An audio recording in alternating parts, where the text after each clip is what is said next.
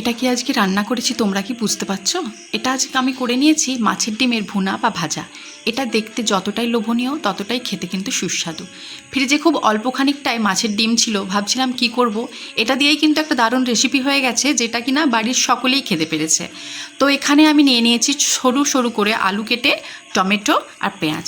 এখন কড়াইয়ে দিয়ে দিলাম তেল দিয়ে পাঁচফোড়ন থেকে সুন্দর সুগন্ধ বেরিয়ে আসলে দিয়ে দিলাম পেঁয়াজগুলো একটু ভাজা ভাজা হয়ে গেলে দিয়ে দিলাম টমেটোর থেকে কাঁচা গন্ধটা চলে গেলে, টমেটো একটু ভাজা হয়ে গেলে দিয়ে দিলাম বেসিক মশলা।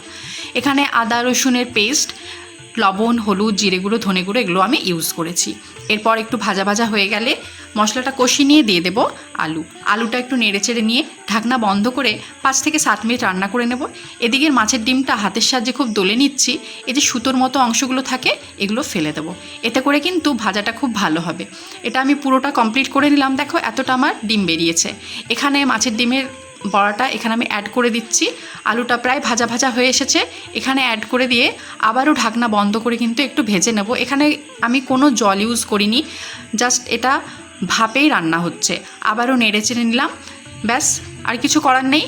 আর একটু খানিকক্ষণ হতে দেবো। ওপর থেকে দিয়ে দিলাম কাঁচা লঙ্কা, স্বাদ মতন লবণ তোমরা দেখে নেবে। আমার রান্না কিন্তু একেবারে কমপ্লিট। দেখতেই পাচ্ছ কতটা সুন্দর হয়েছে। তোমরাও কিন্তু এই সিজনে মাছের ডিম খুব পাওয়া যাচ্ছে, ঝটপট বানিয়ে ফেলো আর কমেন্টে বলে যেও কেমন হয়েছে। আমার এরকম নতুন নতুন রেসিপি দেখতে থাকতে অবশ্যই ফলো করে দিও। ধন্যবাদ।